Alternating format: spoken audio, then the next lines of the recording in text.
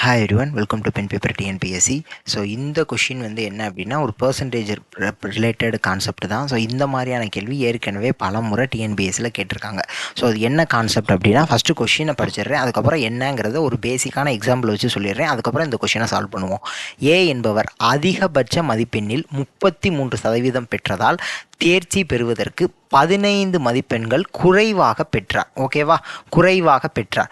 B என்பவர் அதிகபட்ச மதிப்பெண்ணில் 46% பெற்று தேர்ச்சி பெறும் மதிப்பெண்ணை விட 24 மதிப்பெண்கள் அதிகமாக பெற்றார் எனில் தேர்ச்சி பெறுவதற்கு தேவையான குறைந்தபட்ச சதவீதம் என்ன அப்படின்னு சொல்லி கேட்குறாங்க.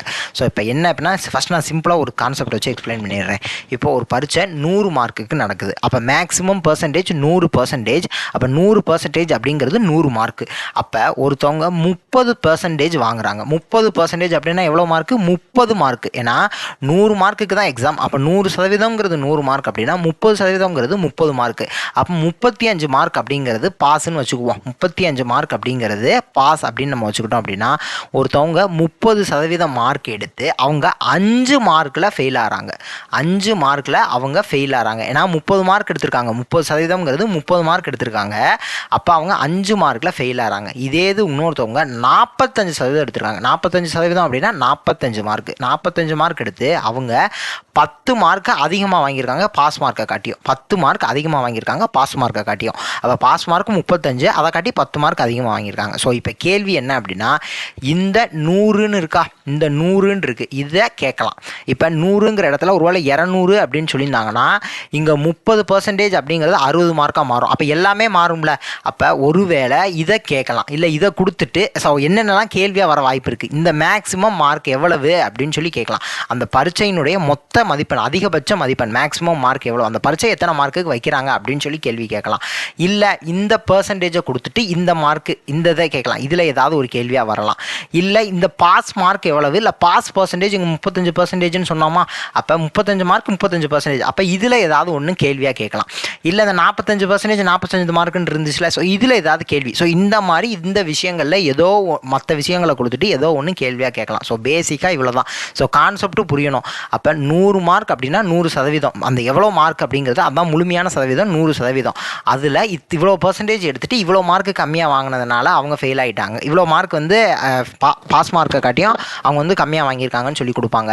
இன்னொரு பர்சன்டேஜ் கொடுத்துட்டு அவங்க பாஸ் மார்க்கை காட்டி இவ்வளோ மார்க் அதிகமாக வாங்கியிருக்காங்கன்னு சொல்லி கொடுப்பாங்க. அப்போ பாஸ் மார்க் என்னன்னு கேட்கலாம், பாஸ் பர்சன்டேஜ் என்னன்னு கேட்கலாம். ஸோ இந்த மாதிரி தான் கேள்வி வரும். ஸோ இப்போ இந்த கொஷினை எப்படின்னு சொல்லி பார்த்துருவோம். என்ன சொல்லியிருக்காங்க, a scores 33% of maximum mark. அப்போ 33% வாங்கியிருக்காரு. And failed by 15 mark. இவர் இன்னும் ஒரு 15 மார்க்கு, ஒரு 15 மார்க் அவர் எக்ஸ்ட்ரா எடுத்திருந்தாரு அப்படின்னா இவர் பாஸ் ஆகிருப்பார். அப்போ இதுதான் பாஸ் மார்க். அப்போ 33% எடுத்திருக்காரு, 33% எடுத்திருக்காரு.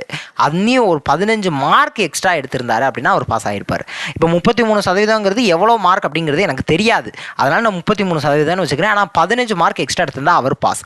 அதுக்கப்புறம் பி அப்படிங்கிறவர் 46% எடுத்திருக்காரு. பி அப்படிங்கிறவர் எவ்வளோ எடுத்திருக்காரு, 46% எடுத்திருக்காரு. And gets 24 more than pass mark. அப்போ இந்த பாஸ் மார்க்கை காட்டியும் 24 மார்க் அதிகமாக வாங்கியிருக்காரு.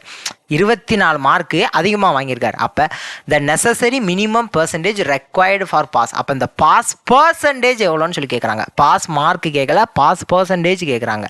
இப்போ நம்ம ஈஸியாக எப்படி கண்டுபிடிக்கலாம் அப்படின்னா இங்கே 33% வாங்கி பாஸ் மார்க்கை காட்டி 15 மார்க்கு கம்மி. அப்போ 46% வாங்கி பாஸ் மார்க்கை காட்டி 24 மார்க் அதிகம். அப்போ இதை ரெண்டையும் கூட்டுங்களேன். இப்போ இந்த கேப்புங்கிறது 46 மைனஸ் 33, 13% அப்படிங்கிறது தானே இந்த 15 + 24 மார்க். இப்போ இந்த கேப் தானே இப்போ அந்த 15 + 24. அப்போ 15 + 24 39 மார்க். இந்த 39 மார்க் அப்படிங்கிறதா இந்த 13%. இந்த 13% எப்படி போட்டேங்கிறது தெரிஞ்சிருக்கணும். 46லேருந்து 33 கழிச்சா 13% வருது. இதை ரெண்டையும் கூட்டினோம்னா 39 மார்க் வருது. அப்போ 13% அப்படிங்கிறது தான் இந்த 39 மார்க். ஓகேவா, இப்போ நமக்கு என்ன கேட்குறாங்க, மினிமம் பர்சன்டேஜ் ஃபார் பாஸ். அப்போ பாஸ் பர்சன்டேஜ் எவ்வளோன்னு கேட்குறாங்க. அப்போ பாஸ் பர்சன்டேஜ் அப்படிங்கிறது நம்ம கண்டுபிடிக்கிறதுக்கு முன்னாடி நம்ம நம்ம பாஸ் மார்க் எவ்வளோன்னு சொல்லி கண்டுபிடிச்சிட்டோம்னா அதுக்கு ஈஸியாக நம்ம பாஸ் பர்சன்டேஜ் கண்டுபிடிச்சிக்கலாம். இப்போ 13%ங்கிறது 39 மார்க்கா, அப்போ 15 மார்க் எடுத்திருந்தா இவர் பாஸ் ஆகிருப்பாரா? அப்போ 15 மார்க் அப்படிங்கிறது எத்தனை பர்சன்டேஜ்னு நான் முதல் கண்டுபிடிச்சிக்கிறேன். அப்போ இதை நான் பாக்ஸ் மெத்தடில் கேன்சல் பண்ணுறேன்.